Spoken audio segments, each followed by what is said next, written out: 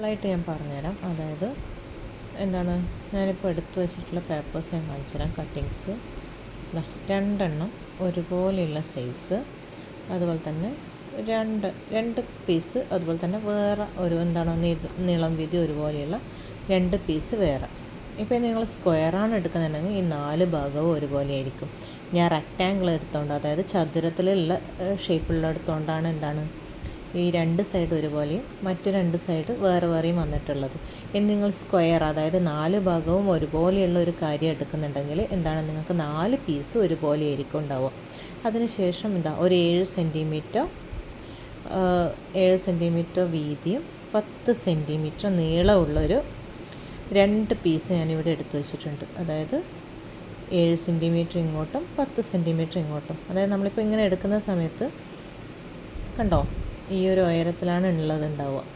ഈ ഒരു സൈഡും നമ്മൾ ഈ 2 പീസ് വയ്ക്കും. അതുപോലെ തന്നെ ഈ ഒരു പീസ് എടുക്കുന്നത് ഈ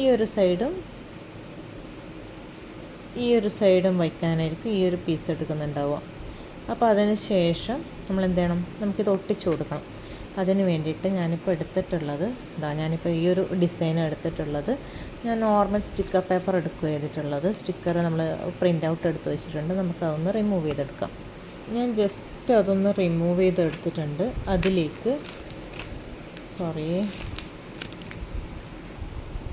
അതിലേക്ക് ഞാൻ ജസ്റ്റ് ഇങ്ങനെ ഒട്ടിച്ചു കൊടുത്തിട്ടുണ്ട്. അതായത് ഇവിടെ നമ്മുടെ 10 സെൻറ്റിമീറ്റർ വീതിയും അതുപോലെ തന്നെ 10 സെൻറ്റിമീറ്റർ നീളവും 7 സെൻറ്റിമീറ്റർ വീതിയുള്ളത് ഈ 2 സൈഡിലായിട്ട് വെച്ച് കൊടുത്തിട്ടുണ്ട്. അതിനുശേഷം സെൻറ്ററിൽ 10 സെൻറ്റിമീറ്റർ നീളവും 5 സെൻറ്റിമീറ്റർ വീതിയുള്ളത് സെൻറ്ററിലായിട്ടും ഈ ഒരു ഷേപ്പിൽ ഞാൻ ഒട്ടിച്ചു കൊടുത്തിട്ടുണ്ട്. ഇതിൻ്റെ ഇടയിലുള്ള ഗ്യാപ്പ് ശ്രദ്ധിക്കുക.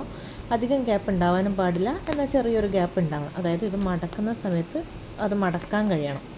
അതാണ് ഇതിൻ്റെ പ്രത്യേകത. ഈ ഒരു ഇങ്ങനെ മടക്കുന്ന സമയത്ത് നമുക്കിവിടെ ഒരു മടക്ക് വരാൻ കഴിയണം. നേരെ മറിച്ച് ഒരുപാട് ഗ്യാപ്പ് ഉണ്ടാവാനും പാടില്ല. അതിന് ശേഷം ഇത് ഒട്ടിച്ചു കൊടുത്തതിന് ശേഷം നമ്മൾ എന്ത് ചെയ്യുക, ഇത് ജസ്റ്റ് ഒന്ന് ഫുള്ളായിട്ട് കവർ ചെയ്തെടുക്കുക. കണ്ടോ, ഞാൻ ഇത് ജസ്റ്റ് ഒന്ന് ഒട്ടിച്ചെടുത്തിട്ടുണ്ട്. അപ്പോൾ ഒട്ടിക്കുന്ന സമയത്ത് കണ്ടോ ഈ ഒരു സ്റ്റൈലിലേക്ക് വരും. അത് ആ ഒരു 3 സൈഡും കൂടി എടുത്തിട്ട് ഏകദേശം നമ്മൾ ആ ഒരു ഡയറീൻ്റെ ഒക്കെ സ്റ്റൈലില്ലേ, ആ ഒരു സ്റ്റൈലിലേക്ക്. അതായത് ഇവിടെ ആ ഒരു വലിയ 2 ഭാഗം ഇവിടെ വെച്ചു, അതിൻ്റെ സെൻറ്ററിലായിട്ടാണ് നമ്മൾ ആ ചെറിയ ഇത് വെച്ചിട്ടുള്ളത്.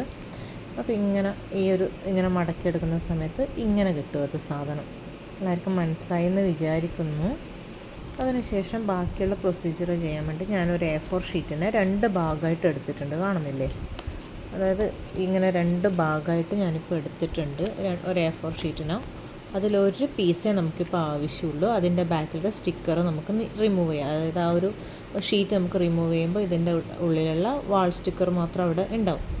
അതിലേക്ക് നേരത്തെ നമ്മൾ കട്ട് ചെയ്ത് വെച്ച 3 പീസില്ലേ, ബാക്കി 4 പീസിൽ ഒരു പീസ് നമ്മുടെ ഈ സെൻറ്ററിലേക്ക് വന്നു. ബാക്കി 3 പീസില്ലേ, 2 ചെറിയ പീസ് 2 ഭാഗത്തേക്കായിട്ടും ആ ഒരു നീളമുള്ള പീസ്, അതായത് ഈ 2 പീസിന്ന് ഒറ്റപ്പെട്ടിട്ടുള്ള ഇതിൻ്റെ ഒരു ഭാഗമാണല്ലോ നമ്മളിവിടെ വെച്ചിട്ടുള്ളത്.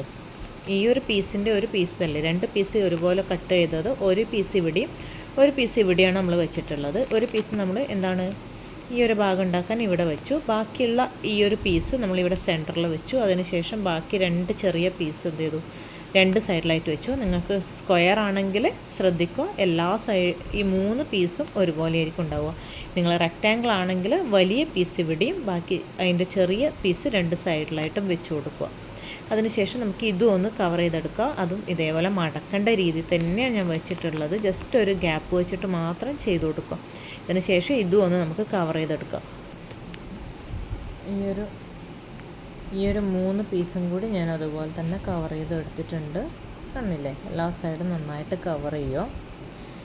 ഇതേപോലെ മടക്കേണ്ട രീതിയിൽ ചെയ്ത് വെച്ചിട്ടുണ്ട്, കാണുന്നില്ലേ? അതിനുശേഷം ഇതിൽ അറ്റാച്ച് ചെയ്ത് കൊടുക്കണം. അതായത് ഇതിപ്പോൾ ഒരു ലിഡാണെങ്കിൽ ഇതാണ് അതിൻ്റെ ബേസ് ഉണ്ടാവുക. അതിലേക്ക് നമുക്ക് എന്ത് ചെയ്യണം, ഈ ഒരു സാധനം ഇങ്ങനെ വെച്ച് കൊടുക്കണം. കണ്ടോ, ഇങ്ങനെ വെച്ചിട്ട് ഇത് അടക്കുന്ന സമയത്ത് ഇതിങ്ങനെ ഉണ്ടാവും. ഓക്കെ, ഈ ഒരു സൈഡിലേക്ക് നമ്മൾ ഫിറ്റ് ചെയ്ത് കൊടുക്കണം. അപ്പോൾ ഇതിങ്ങനെ അടക്കുന്ന സമയത്ത് എന്താണ്, ഇത് ലിഡായിട്ടുണ്ടാവും. ഇത് വെക്കാം. അതിൽ ഒരു കാര്യം ശ്രദ്ധിക്കുക, നിങ്ങൾക്ക് ഇവിടെ വേണമെങ്കിൽ ഒരു റിബൺ അറ്റാച്ച് ചെയ്ത് കൊടുക്കാം. ഇവിടെ വേണമെങ്കിൽ ഒരു റിബൺ വെച്ച് കൊടുത്തു കഴിഞ്ഞാൽ ഇതിവിടെ വെക്കുക. അതുപോലെ തന്നെ ഇവിടെ ഒരു റിബൺ വെച്ച് കൊടുത്തു കഴിഞ്ഞാൽ ഇത് തമാമിൽ കെട്ടാൻ സുഖമായിരിക്കും. നിങ്ങൾക്ക് വേണമെങ്കിൽ അങ്ങനെ ചെയ്യാം, നിർബന്ധമല്ല.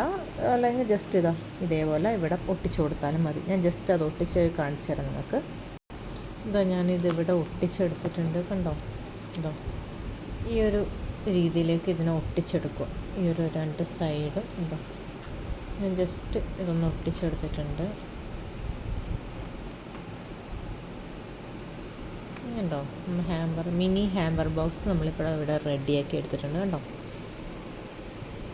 വേണം നമുക്കിതിന് ഇങ്ങനെ വെച്ചിട്ട് നമുക്ക് ഒന്നില്ലെങ്കിൽ ഇങ്ങനെ വെച്ചിട്ട് ഫുള്ളായിട്ട് റിബൺ ചെയ്യാം. അതായത് ഇവിടെ ഇങ്ങനെ ഈ ലിഡ് ഇവിടെ ക്ലോസ് ചെയ്തതിന് ശേഷം ഫുള്ളായിട്ട് റിബൺ ഇവിടെ കെട്ടിക്കൊടുക്കുക. അതല്ലെങ്കിൽ ഇവിടെ റിബൺ വെച്ച് നമ്മൾ ഈ ഒരു സാധനം ഒട്ടിക്കുന്നതിന് മുമ്പായിട്ട് ഇതിൻ്റെ ഉള്ളിൽ ഇവിടെ റിബൺ ഫിറ്റ് ചെയ്തിട്ട് ഇത് രണ്ടും കൂടി കെട്ടിക്കൊടുക്കാം. നിങ്ങൾക്ക് എങ്ങനെ വിചാരിച്ചാൽ ചെയ്തെടുക്കാം. ഇതിൻ്റെ വലിയൊരു രീതി ഞാൻ കാണിച്ചു തരാം, പക്ഷേ അത് നിങ്ങൾക്ക് പെട്ടെന്ന് തന്നെ മനസ്സിലാവണമെന്നില്ല. അതുകൊണ്ടാണ് ഈ ഒരു ചെറിയ വീഡിയോ ചെയ്തിട്ട് അയക്കുന്നത്.